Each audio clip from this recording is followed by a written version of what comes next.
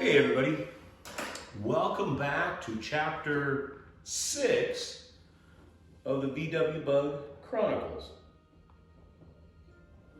Now when we last left our hero, me, well, much to my chagrin, the purchase of the coil, the purchase of the igniter going into the illegal distributor for California anyway, has been fruitless, as Myrna still won't start. So I'm feeling a bit like a mulak, but one thing I can say is I am a tenacious mulak. So I think the best thing to do, I've been reading Mr. Muir's book here on how to keep your Volkswagen alive. What's he call it? A manual of step-by-step procedures for the complete idiot. So seems to be pointing right at me. I think the best thing we can do is hook up our remote start button again, and again just check for spark and work our way backwards from there. Now we know at least the distributor is functioning or new, coil is functioning or new, and continue to chase this problem down. The good news, at least for me, is I don't have to drive Myrna every day, so she can spend countless weeks and months in the garage as we tinker on her. It's not a mode of transportation that I need to make money. Anyway, I guess without further ado, we should head out to the garage and get after it. For the tenacious, no road is impassable, and as I said, I'm tenacious. So let's get after it.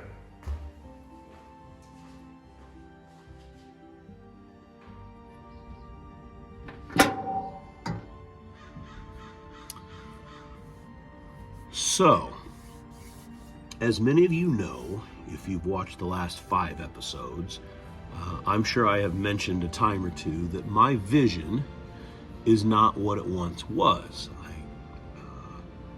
I was mentioning this to my good friend Steve LeDuc at work, and he mentioned to me that they actually have a tool that you can buy. It's called an Inline spark tester. Here's the box, if you will, that it came in, and essentially what it is it's a jumper between your spark plug wire and your spark plug, and in this little glass jar, if you will, is a light bulb.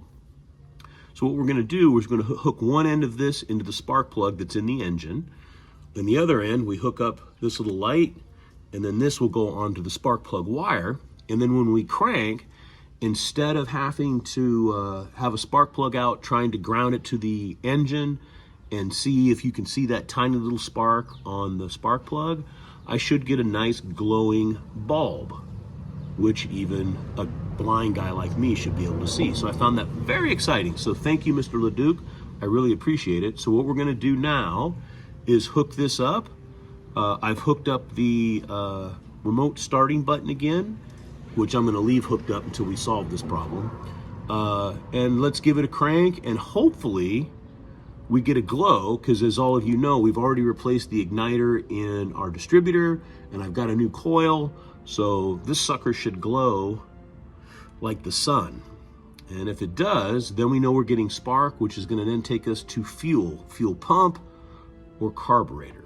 So let's set this up and we'll give the car a crank. So as you can see, I have hooked one end up to the number 2 spark plug, hooked the other end up to the jar with the light bulb, and of course, my luck, the spark plug wire for at least this particular Volkswagen, the nipple is so narrow that I can't fit the jar's nipple into it, but I think I can still create, by pushing it together, enough to get some sort of a spark. So let's see what happens. Here we go. No light, no spark. So is it actually touching? I believe that it is. Yeah, it is. It's tried to wedge it the best I can. Still no spark. So, now what? As you can see, this spark plug wire, see the narrow diameter of that connector? Well, you don't really have a perspective, but it's very narrow and it's designed to take that. See how narrow that is?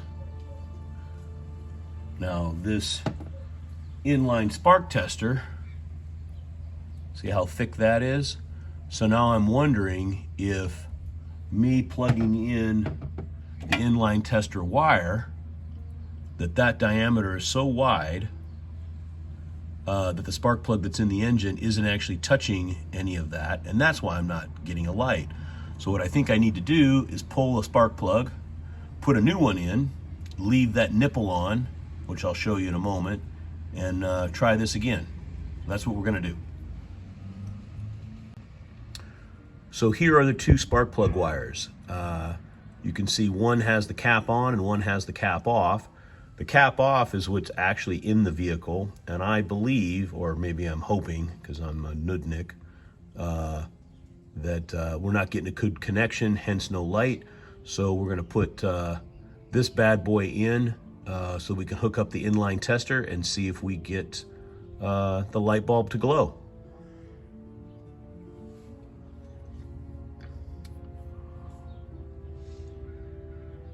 All right, so there's the spark plug that I took out.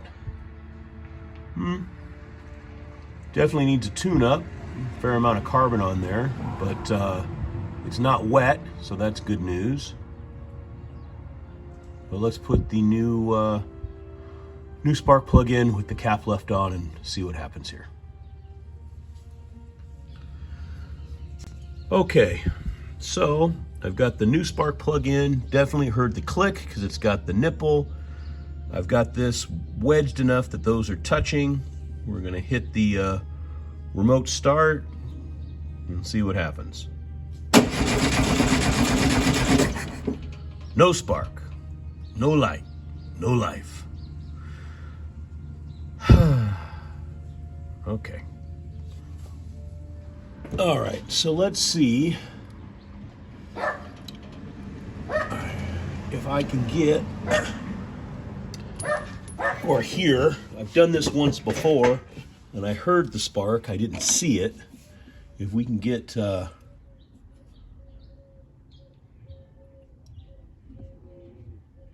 sort of spark off the coil here.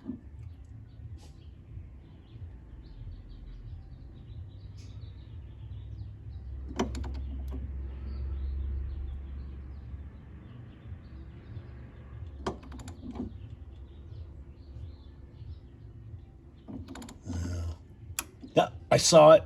Did you hear it? Hopefully it captured it. I did see it. So the coil is sparking.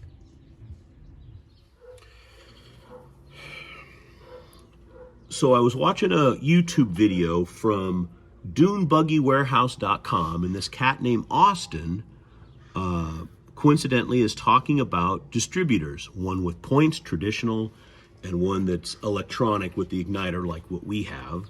And he talks about some positive and negatives, and one of the things that he does, which I will show you, is, or comments, is that the coil, in order to have an electronic ignition, has to have a certain amount of resistance. Something over 3, I believe what he says. You have to have over 3 for it to fire. Which made me think, well, is the ignition coil that I purchased from Napa, does it have enough resistance? I tried to replicate what he did, and again, I'm gonna show you, I don't wanna show you his video because I'm not sure I'm allowed to do that, but Austin certainly sent me in a direction I wouldn't go. You're gonna see, I'm gonna show you here a couple of pictures of how he set up his coil, which seems very simple. It's just on a workbench, and he was able to get, coincidentally, he has a flamethrower coil, but he was able to get resistance off the coil, and it's not hooked up to anything. And I'm gonna try to replicate that, and you'll see the results. So first, let me say thank you to DuneBuggyWarehouse.com, since I'm showing a picture of his YouTube video. But as you can see, it says set to 200 ohms. And he's got that one, and there's the, hopefully you can see it, there's not too bad of a reflection. You can see the 1 and the dots. And as you can see, that coil isn't attached to anything. It's sitting on his workbench. He's got his positive and negative coming out of his multimeter, going right to the coil, which I'll show you here in just a second. Okay, so here in his video, you can see he's touching his multimeter to the coil, which is hooked up to nothing. And he's getting a reading of 3.8. And you can see 200 ohms is what it's set to. Again, we follow that red wire. It goes right to there. And the black wire, that oddly enough, it's a flamethrower coil, which means I'm going to be buying a flamethrower coil. But he's getting 3.8. So we're going to do the same thing right now to the coil that I've got hooked up on this engine. And in theory, I should be able to replicate what he did. And then we're going to do it again on the old coil that I took out. And we should be able to replicate what this cat did. Okay, so I have got this set up just like that gentleman in the video had. You see the 1, and then there's the digital period, a couple of decimal points over. I'm going to hook up or try to touch so you can see as well. There goes negative, and here is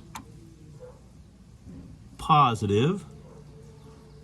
The battery is disconnected. There's no power coming to this coil, so it's no different than if it was on the workbench. And as you can see, my multimeter has had no change. His went to 3.8. So let's do the same thing with the Bosch coil that I took out and see what happens. All right, so here is, again, my multimeter is at 1 and a couple of decimals, or a couple of spaces, and you can see the decimal. Here is the old coil that I removed. We've got our negative and positive. It is sitting on the workbench just like it was in that video. I'm going to hook up here, or try to, so you can see. So there's negative and positive, and we've got no change. So I don't know what that means.